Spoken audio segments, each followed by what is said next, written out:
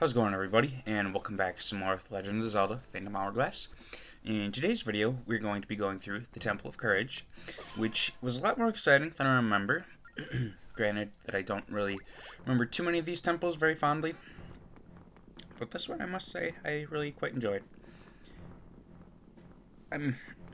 It's weird that the kind of things that stick from some of the temples, like there's a portion of this temple in which we have to walk on invisible platforms.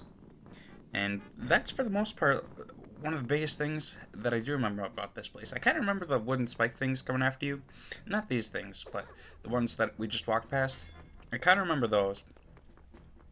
And I was a little familiar with the boss fight, but it's just some things that stick out that, I don't know, I feel like aren't really the most exciting parts of the temple. It's just strange to me. Like, why do those things specifically stick out more than others? I don't know.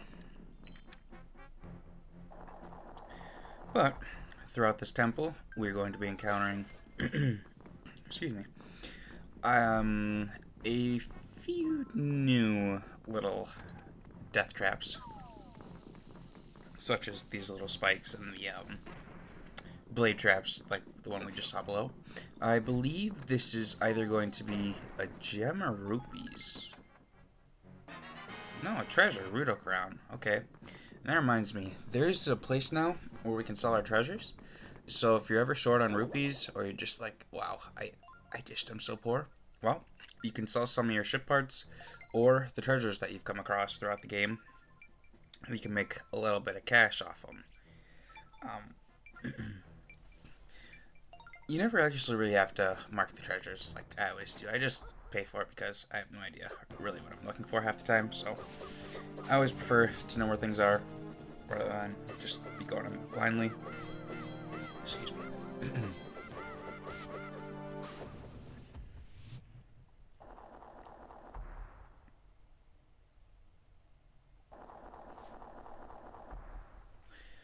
So, after defeating those suckers, we can make our way downstairs. And this is the room I was talking about, with those invisible platforms that are up there. I think it's a really cool idea, like having to draw everything on the maps and whatnot, just like specific routes or like where certain things are. It's really cool. And it's kind of a shame that we only saw it in Spirit Tracks and Phantom Hourglass, really. I don't think there's any other games like that, which is unfortunate because we've had a lot of touchscreen consoles since then. I mean, we've had the 3DS, we've had the Wii U, we had the Switch, but excuse me, we just don't see this sort of thing very often, and it's really sad. So hopefully, maybe something like this can come with the Switch too. I don't really know. I know it would be really cool to see, but who knows what's actually going to happen, you know? It's anyone's guess, really. And I don't remember if there's any way to kill those electric things or not. I want to say you can kill them with the bow, but maybe not. There was one of the Oracle games. It might be both of them, where they have there's the little skull things. They have the little zappy things that are like floating blobs, and I'm pretty sure there's, for the most part, in a lot of the Zelda games, there's always a way to make them turn into fairies. I think the skull ones at least, but I don't know how you do it in the Oracle games. Maybe with mystery seeds? I don't know, but I'm pretty sure there's a way. So this is the route for the invisible platforms that we saw just below in the basement. You want to write this down on your map, unless you feel like braving your luck and just maneuvering the whole way somehow. I don't really know how you'd go about doing that unless you threw bombs over and over, which maybe that could be something you could do. I don't think that would work, but maybe it would. I don't know. But just be careful where you draw, because I feel like when I was younger, I goofed this part up. Because I didn't have the steadiest hands. I still don't, but I still managed to get across safely. Thankfully. But that is everything for this spot. It looks like there's something you could dig below it, but evidently not.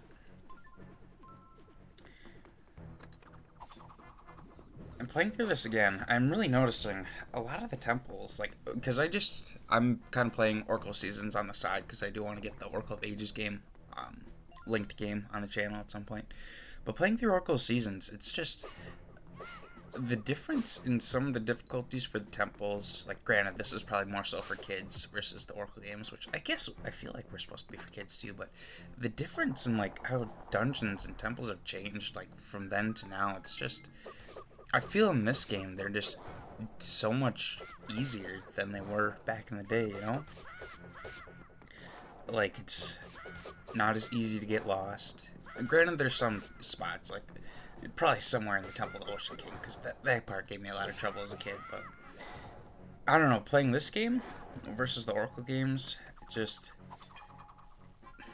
this game just seems way easier. I don't know if, like, because I see a lot of posts, just like on GameFAQs, Reddit, all those different, like, game forum sites, but a lot of people feel that games are getting easier through the years, and I definitely do think that's the case, but I don't know if that's necessarily a bad thing in every case. Like, sure, some cases, if it makes the game way too easy, then it could be an issue, but I don't know. I feel it kind of works with this game. Because, like, it's not just about, like, difficulty, it's about exploration and whatnot, you know? So not everything is difficulty related, so that's a part I can understand. Whereas it being easier and then just, like, having tons of exploration and whatnot versus, I don't think I would ever recommend Tears of the Kingdom or Breath of the Wild as a first Zelda game. It is just way too complicated. Like, if I played that as my 4-year-old self, I would never figure it out. It would never happen, you know? So I do feel like it's kind of back and forth for certain games. Like, Echoes of Wisdom, I actually feel like was one of the more difficult top-down views we've had in a while for Zelda games. Versus, I think, Link's Awakening, the remake, was just, it felt easier. Granted, Link's Awakening's kind of a short game, but I don't know, something about the Switch version just felt way easier. Maybe it's just from me playing through the game over and over, like back in Link's Awakening, like when I would play it on the 3DS. But I don't know, it's something to think about, you know? And I like using these square crystal things. It's a unique idea. I like having to place them just to, like, progress in certain areas. It's a cool idea. Unfortunately, we are getting closer to our dungeon item, which you can probably guess because I kind of gave it away earlier. But our exciting bow, which is a recurring Zelda item, as well as bombs. Actually, there's a lot of recurring items. I don't know why I say that specifically. But this is the reason we drew the little line earlier. I think this guy just tells you about it, right?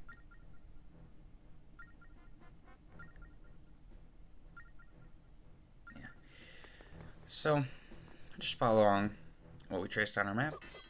And I guess if you really wanted to, you could just watch along, watch where I walk, and hope for the best. Granted, I don't think that's going to go the greatest for you, but you never know. Maybe you'll do it just fine. Who's to say?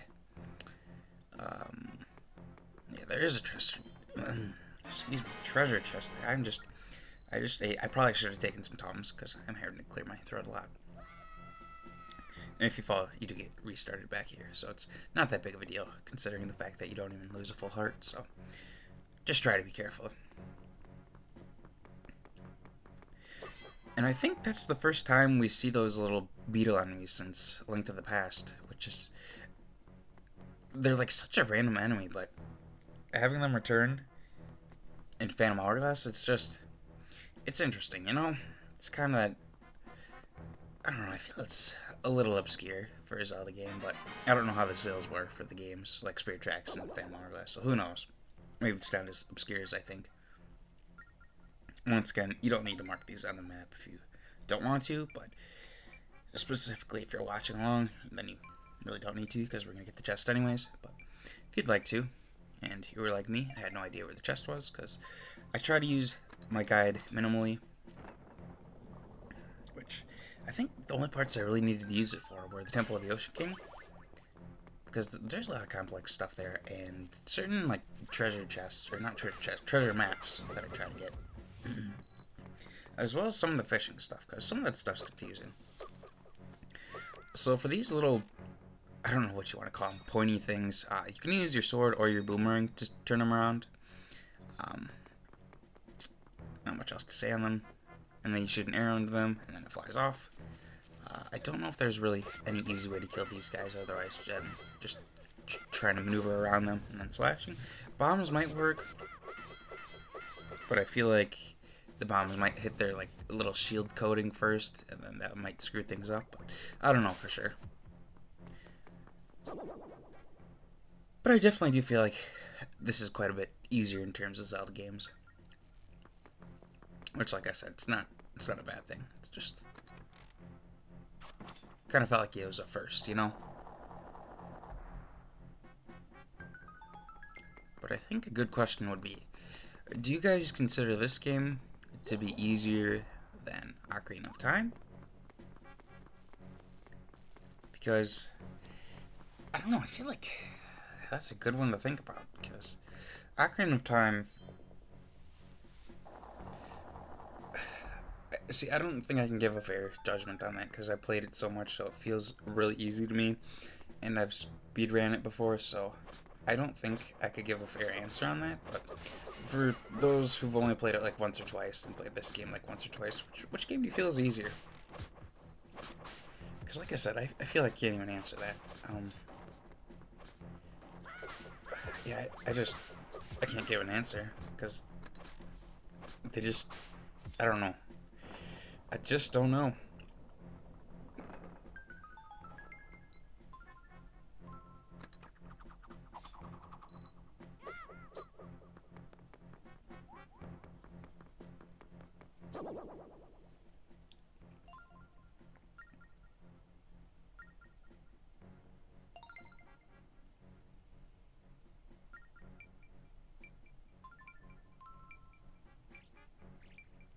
I think these games, Spirit Tracks and Phantom Hourglass, might have some of my favorite maps in them, though.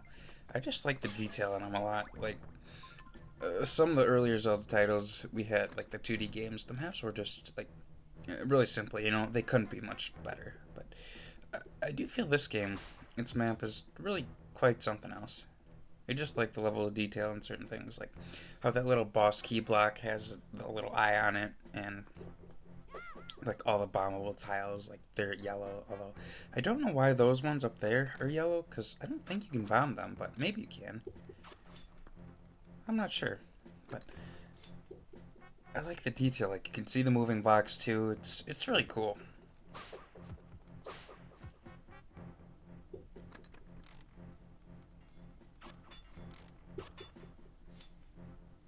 And try not to be as inaccurate as I am and fall off platforms and miss my arrow shots over and over. It's something else.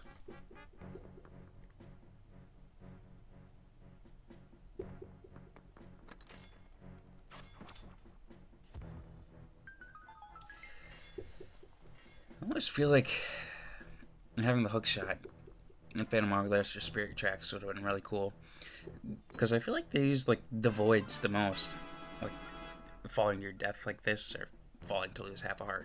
I think it would have been cool if we'd seen like a hook shot. Now, maybe it could have worked as in like you draw a line on your map with your hook shot, and that's kind of where you end up. Like it can't be super long, clearly, but unless they like incorporate the long shot or something. But you know, something a good distance, or like you trace a line off a link and it only goes a certain distance. You know, I feel like that would have been really cool, but alas, it did not happen. I don't know if bombs kill those suckers forever. And here I was having an existential crisis because I couldn't remember Link could jump. But don't worry, I figure it out in a second. See? And that was actually accidental, believe it or not. Because I was trying to fall in the void because I thought it would restart me to the front of the room, which, looking back now, was kind of a stupid idea. But, oh well, I learned my lesson. This is a cool little puzzle here, because if you have the blade trap stuck on the other side, you're going to get sliced up, and you probably won't be able to do this, but if you do it this way, you're not going to get sliced up, and this thing is just going to be stuck for all eternity. Which I don't really think we care about, because it's evil. It tries to kill us, so it is what it is. And I think this is where I tried killing these with an arrow. I don't think it works. Now I don't know if there's any way to kill them. Maybe? I don't know. It's a mystery. And we're actually coming up on what I think might be my favorite puzzle in the game that I've seen so far. At least to this video. But we'll get to that in just a second. And I do appreciate that this game really has you using your previous dungeon items over and over, you know? Because a lot of times once you get the dungeon item, it's kind of done with, you know?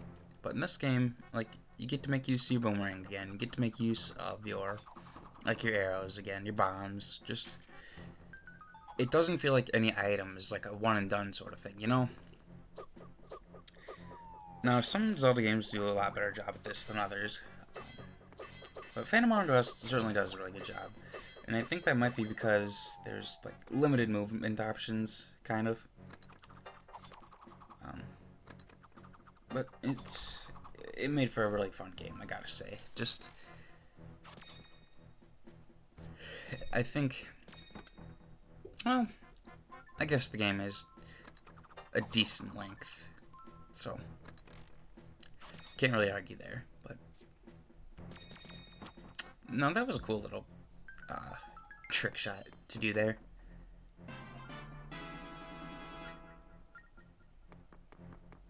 And I like that you can see it there. I was using the guide for this because I didn't want to miss my little gems. You could see it if you just walked up a few feet to see the little arrow switch, so that's cool. And I don't know if there's any easier way to kill these guys. I don't even know what it is exactly. It looks like one of those bunny things from the older Zelda games, but I don't know what it's supposed to be, actually. Perhaps it's a bunny mask that just wants to eat Link. I don't really know.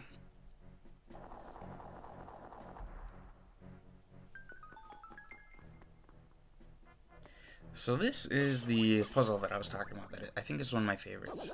Or not necessarily a puzzle, but it's a really cool idea because how it works is you draw wherever you want to go on your map, and that's the way that you go. And this is just, I feel it's a really cool idea, you know? You do want to be on the platform for it to work, though. I mean, it might work when you're not on it, but let's see. Okay, you do have to be on it, but still, I think it's a really cool puzzle. And you do want to shoot the arrows in the order that we've been kind of doing everything for the entire dungeon, which I like that they keep the order of everything.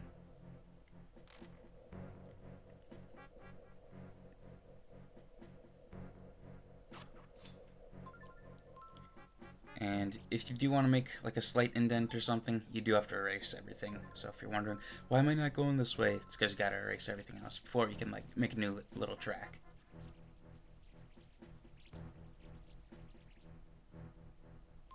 See? Just like that. And you might be wondering, what treasure chest are we getting from this? Well, what else do we have to get? The boss key. And, you know, now that I'm thinking about it, why does Link just always have the dungeon maps with him? I mean, I guess he doesn't have the compass in this game, which is also weird. We're in the ocean, and there's no compasses anywhere. How exactly does that work? And how does Link always have maps for the temples? I don't know. It's probably not something that should bother me to think about, but you know, in this game, I feel it's realistic to have those thoughts, because, where are all the compasses? How does Link always have the dungeon map with him? It doesn't make sense.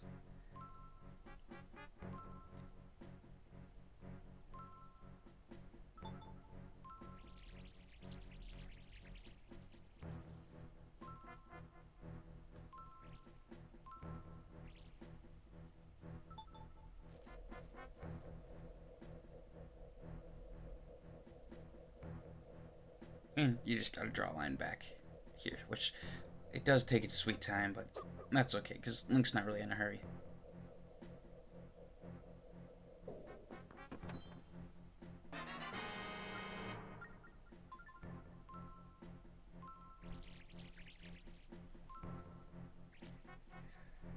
Now, if someone's like really checked in the Hyrule story and knows a lot of Zelda lore, is there ever like any explanation for like what's this lore behind Zelda dungeons or temples? Because I feel like in a lot of cases it'd be really interesting to hear the stories, specifically the Oracle games, because they like have all those essences and then and like all those bosses or the mini bosses that actually talk to you. So, like, what's the story there? And even in this game, like, what's the story? What were these temples originally for, besides holding the fairies? It's just stuff that I would like to know the answers to sometimes, you know?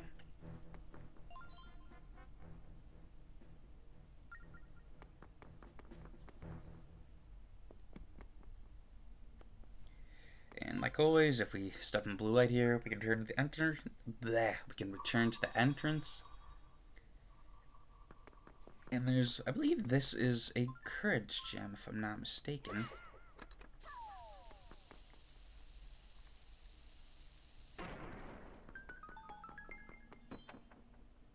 Yep, courage gem. And it's so weird with getting the courage gems in this game because we didn't even get 10 until like our next set of temples. That's just really weird. Because all it gives you is a sword beam. Like, what's supposed to be so exciting about that? I don't know. But this is a pretty cool boss fight because it gives you like a, I guess it's like a 2D perspective sort of thing. I don't know, or a second person sort of view. Because I always thought that second person views were supposed to like show the boss's point of view. But this is a really cool fight. So basically, what you gotta do is when he's searching at you like that, you shoot an arrow at him, and then you fire arrows at him, those little blue spots, and then you just rinse and repeat until he perishes.